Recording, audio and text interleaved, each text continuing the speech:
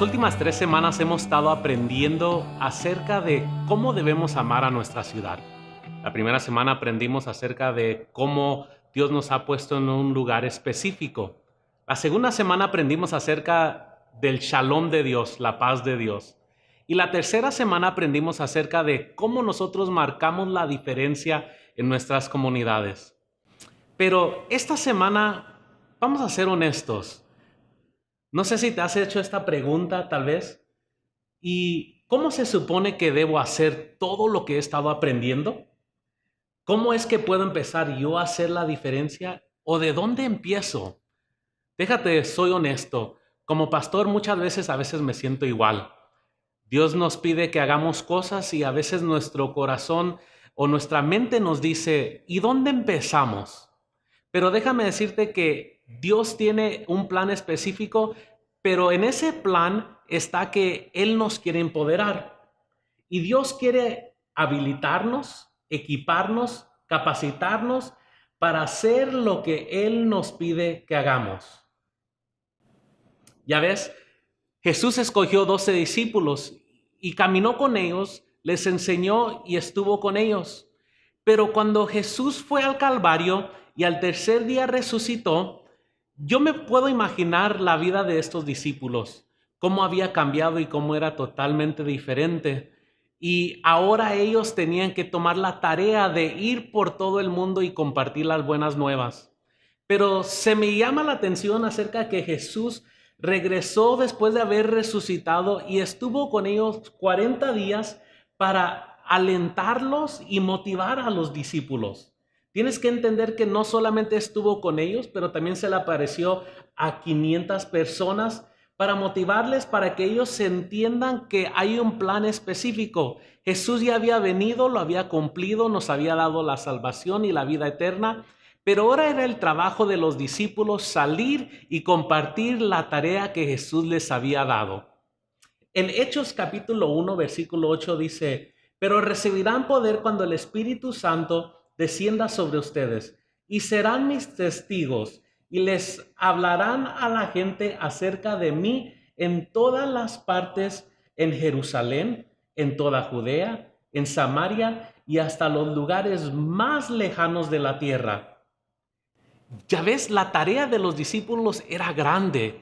Jesús les había llamado a que ahora era el trabajo de ellos salir y compartir las buenas nuevas de salvación. Jesús ya había venido y había cumplido su tarea, pero ahora le tocaba a los discípulos salir y hacer su parte. Pero no iban a ir solos, sino que este versículo en Hechos nos habla acerca de que Dios los iba a empoderar. Les iba a dar poder para poder salir y compartir esta tarea. Ya ves, no era algo nuevo, porque en las escrituras judeas ya Josué había recibido poder. Sansón era otra persona que tenía poder y fuerza. David era reconocido como un personaje que tenía mucha fuerza. Y por supuesto Elías tenía poder para llevar a cabo esta tarea. ¿Cuál es la promesa que Jesús le da a sus seguidores? La primera es, escribe esto en tus notas, el Espíritu Santo nos da poder. Tenemos que entender que como seres humanos, con nuestras fuerzas, a veces nos va a faltar la energía, pero Dios nos da poder y nos empodera para hacer cosas grandes y poder cumplir la tarea que Él nos ha dejado.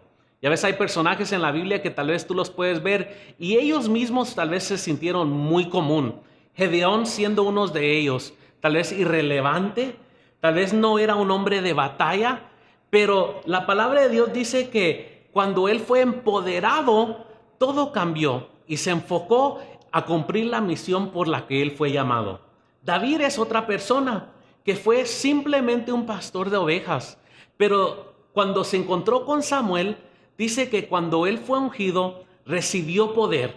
Veamos en 1 Samuel capítulo 16, versículo 13.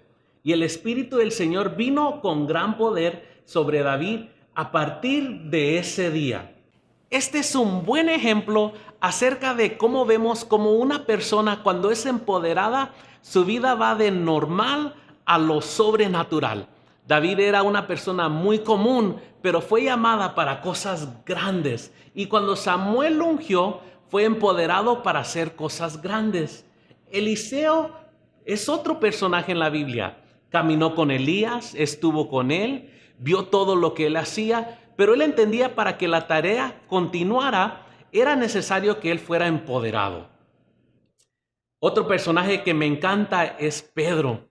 Pedro es uno de esos personajes que caminó con Jesús, vio todos los milagros que Jesús hizo, pero esa noche que él iba a ser crucificado, negó al Señor 3 veces.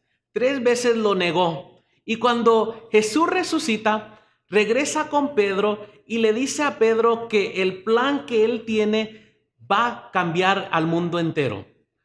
Pedro va a ser una persona que va a ser empoderada y su vida no va a ser común. En Lucas capítulo 24, versículo 49, encontramos la promesa. Ahora enviaré el Espíritu Santo, tal como prometió mi Padre, pero quédense aquí en la ciudad hasta que el Espíritu Santo venga y los llene con poder de los cielos. Aquí podemos ver que Pedro es uno de esos personajes que después de haber negado a Jesús 3 veces, en Hechos, cuando fue empoderado por el Espíritu Santo, predicó uno de los mensajes más grandes.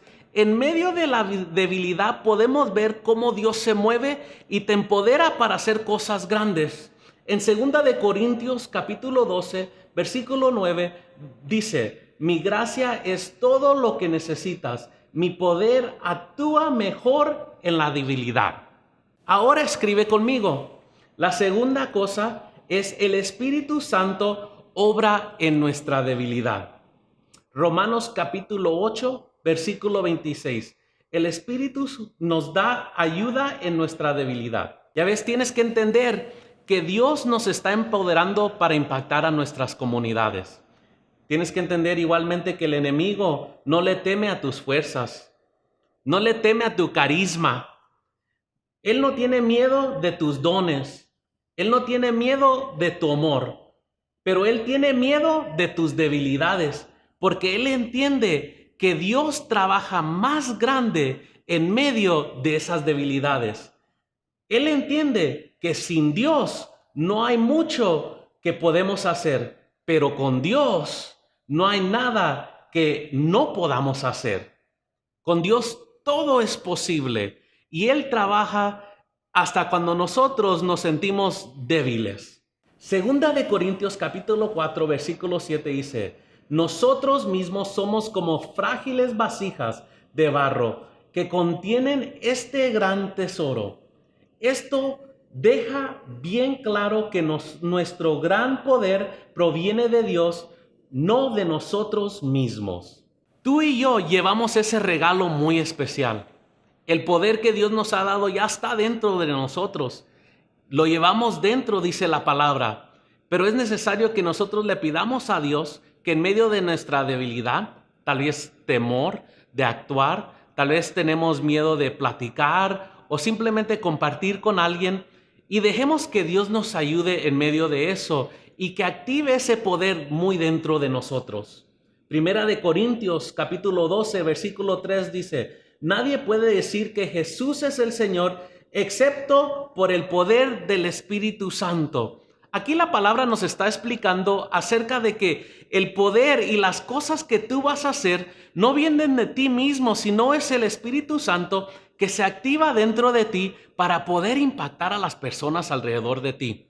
Simplemente lo que tienes que hacer es ser lleno del Espíritu Santo. Efesios capítulo 5 versículo 18 dice: sean llenos del Espíritu Santo.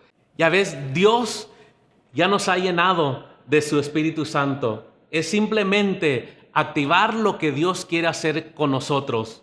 Dios nos está empoderando para salir y impactar nuestras comunidades una vez más. Gálatas capítulo 5 versículo 16 dice: por eso les digo, dejen que el Espíritu Santo los guíe en la vida. Entonces no se dejarán llevar por los impulsos de la naturaleza pecaminosa. Aquí podemos ver que el Espíritu Santo hace 2 cosas. No solamente nos empodera, pero nos aleja del mal. Es lo mismo que debemos llevar a nuestras comunidades, y más en el mundo que vivimos hoy en día. el Espíritu Santo no solamente quiere empoderarnos para que seamos buenos seres humanos y que podamos impactar a nuestra comunidad, pero quiere alejar el mal de todas nuestras comunidades. Yo quiero motivarte esta semana que hagas una oración y le pidas al Señor que simplemente active el poder que tienes dentro de ti. Que ese poder pueda impactar a las comunidades y cuando ese poder es activado, se aleja el mal. Y oro por ti en este momento. Señor, te doy gracias por cada persona que está reunida en este momento. Te pido, Señor, que tal vez tienen miles de preguntas, Señor, y no han podido saber en dónde empezar. Pero creemos, Señor, y hemos aprendido en este momento que tú nos empoderas para salir y impactar a nuestras comunidades. Yo te pido, Señor, que actives algo dentro de nosotros en este momento y que podamos salir, Señor, para que así el mal se aleje, como dice tu palabra. Yo te pido igualmente, Señor, por cada persona que ha tenido cualquier duda, que puedan entender que tú eres el que das el poder. Los ponemos todos en tus manos y creemos que empiezas a levantar a una iglesia empoderada. Amén.